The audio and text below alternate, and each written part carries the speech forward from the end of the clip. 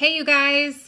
Okay, so today I'm going to share with you, in honor of it being PCOS Awareness Month. September is National PCOS Awareness Month, and if anybody knows me, knows that I have PCOS and I've had to deal with it for the past couple years, and I've not healed myself, but dealt with a lot of my symptoms and helped balance my hormones naturally and holistically. So I'm super pumped to share some tips with you guys about how to do that yourself, because I know how expensive and how time consuming and how frustrating it can be to go the medical route. So I'm going to share with you guys tips all month long about how you can deal with your PCOS symptoms, PCOS problems, heal and balance your hormones the natural and holistic way. So today I wanted to talk to you guys a little bit about something that every single person that has PCOS struggles with, and that is acne. I know it's like the worst thing to talk about. It's so uncomfortable, so gross.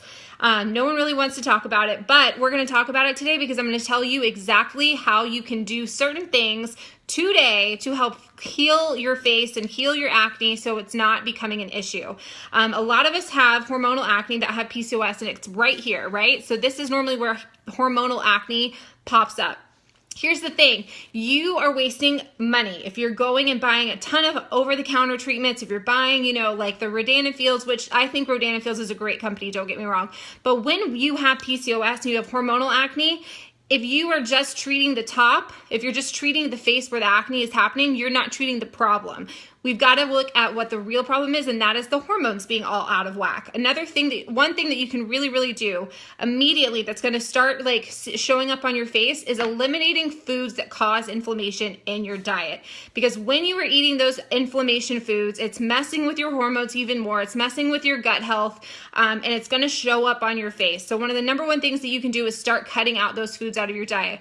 What foods are those? The number one thing that you can do that would be really helpful, and yes, it is a little bit of an investment, but you can do a food sensitivity test. I have a company that I am absolutely obsessed with that I've actually worked with. I don't get paid for this, by the way, called Everly Well, and you can do a food sensitivity test where it tests for over, I think, 96 different common foods, so you can see what kind of foods cause sensitivity in your body and causes inflammation in your body, so you can start cutting back on those foods or eliminating them.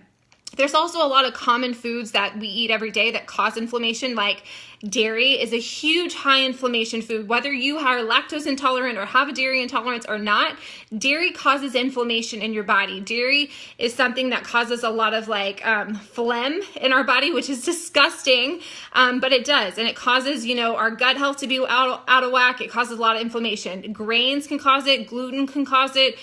Corn, soy, those are a lot of foods that cause inflammation in your diet. So just cutting those out. I do even recommend, if you have a lot of hormonal acne, switching to something called the Whole30 diet. That's really helpful because it really cuts out all of those foods that cause inflammation in your body immediately. Cuts them all out. Yes, it's a little bit of a commitment and it's hard to do at first, but if you are experiencing that hormonal acne, you're going to see a huge difference in your face if you switch to that kind of a diet. Another thing that you can do in addition to that, which is a treatment for your face that I totally recommend and it works wonders for me, is using tea tree oil. I don't know if you guys can see this. This is the kind that I use. Desert Essence, organic, just plain tea tree oil.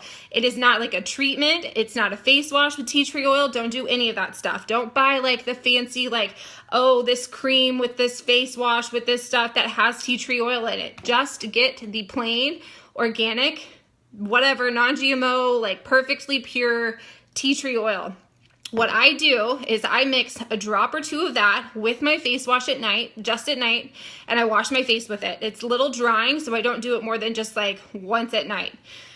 You can use it also if you have a lot of hormonal or you have the, cystic acne or stuff like that, which is, I know it's gross, but we're going to talk about it because I want to help you guys.